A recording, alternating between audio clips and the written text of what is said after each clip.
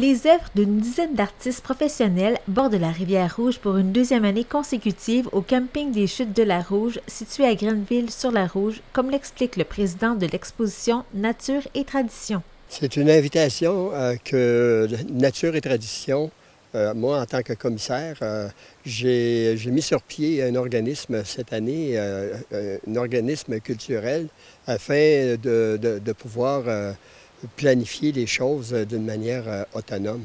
Et Nature et Tradition, on a invité des artistes. D'abord, en premier lieu, c'est des artistes qui proviennent de la MRC d'Argenteuil. On en a 8 ou 7 cette année. Puis on a fait une demande d'appel de dossier au Conseil de la sculpture du Québec. Et quelques artistes ont répondu, puis là-dessus, on a choisi 2 artistes.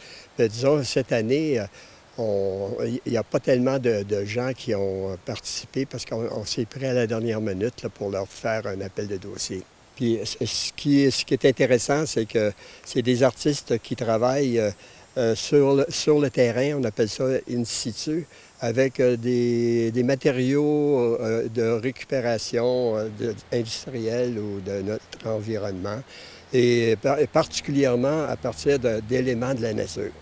Alors, l'exposition, il y a des gens qui ont travaillé sur de la peinture sur pierre, puis c'est des gens qui, bien souvent, travaillaient que sur toile.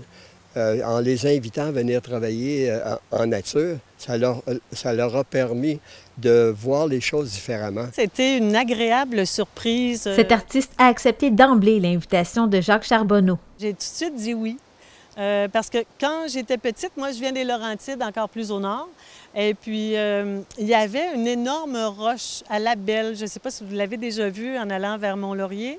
C'était un orignal qui était peint sur une roche. Puis à chaque fois, quand j'étais petite, que je passais devant cette roche-là, j'étais vraiment émerveillée. Puis je me disais, un jour, quand je serai grande, moi aussi, je ferai une peinture sur une roche. Alors, quand je suis venue ici, j'ai vu que la plupart des artistes ont utilisé le bois ou le métal, même des clôtures, des objets récupérés. Et puis là, Jacques me dit, promène-toi dans la nature, et puis tu vas trouver un endroit qui va sûrement t'inspirer.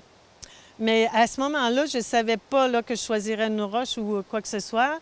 J'ai fait tout le sentier jusqu'à ici, et là, j'ai vu les chutes, j'ai entendu le son, le bruit, et puis j'ai trouvé ça vraiment un super bel endroit. Et puis, je suis tombée sur ces roches-là. Et puis, en me concentrant et en les regardant bien, j'ai imaginé le visage d'un ours, la tête d'un ours. Et puis, je suis repartie chez moi et là, j'y ai pensé. Bon, tout ça, je me suis acheté les matériaux. Là, il fallait que ça résiste à la pluie, à la chaleur, au froid, à la neige. Bon, Monsieur Charbonneau m'a conseillé quand même certains matériaux qui résistent à la pluie et à l'eau. Et puis, quand j'ai commencé l'ours, je me suis rendu compte qu'il manquait une oreille. J'avais l'espace pour peindre une oreille, mais je n'avais pas l'espace pour peindre l'autre. Là, j'étais bien embêtée, mais je voulais absolument faire l'ours. Fait que je suis retournée chez moi. Je suis venue à 3-4 reprises, finalement, par coup de 3 heures, là. Et puis, chez moi, j'ai construit une oreille avec de la broche de métal, et puis je l'ai recouverte de béton. Je l'ai laissé sécher et là, il fallait que je me dépêche parce que, bon, il fallait terminer pour fin juillet, quelque chose comme ça. Et puis, je l'ai fait sécher. Ensuite, je suis venue la mettre sur la roche avec du ciment à prise rapide. Okay. Et puis, je l'ai fait figer. On l'a tenu pendant 15 minutes, puis on est resté une grosse demi-heure, 1 heure pour voir si tout était correct. Ça tient très bien. C'est un petit peu angoissant. Des fois, je me demande si ça va tenir ou pas, mais c'est très solide. L'instigateur de ce Sentier des Arts s'est prêté également au jeu et a créé cette œuvre.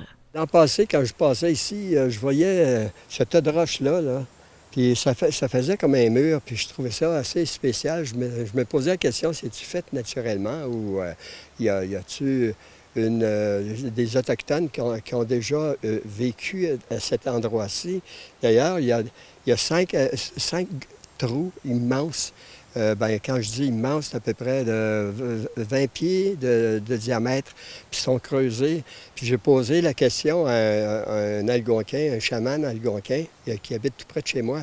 Puis il me dit, peut-être, c'est probablement, ça a déjà peut-être été habité par des nomades, des Algonquins, par exemple. Puis ces creux-là, c'était des creux pour habiter. Puis ils se trouvaient à bâtir leur truc avec du cèdre. Tu sais. Alors, moi, quand j'ai vu ça, c'est cette question-là, je me suis dit, je vais peut-être faire quelque chose avec quelque chose du passé, on ne sait jamais. Alors, j'ai tout fait un bon nettoyage. Ce que vous voyez par-dessus ici, ça se trouve être du travail de récupération. Quand j'ai construit ma maison, j'ai tout jeté ça par terre, mais par la suite, j'ai tout rassemblé et j'ai mis de la couleur dessus. C'est une pièce qui a été présentée à Ottawa, à la place de la Confédération. Il y a une dizaine d'années, mais là, ça traînait dans ma cave. Depuis ce temps-là, je me suis dit, je vais débarrasser ma cave, je vais le présenter en public au-dessus du mur. Puis j'aime ça, le mur, l'appeler en anglais, là, ça me fait penser à The Wall. Ça se trouve être the Rock Wall, the Walk on the Rock Wall.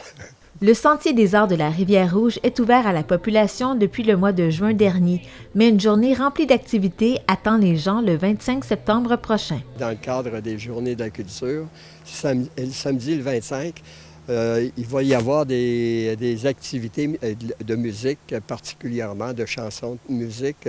Ça va commencer à 1h de l'après-midi, puis ça va finir à 9h le soir.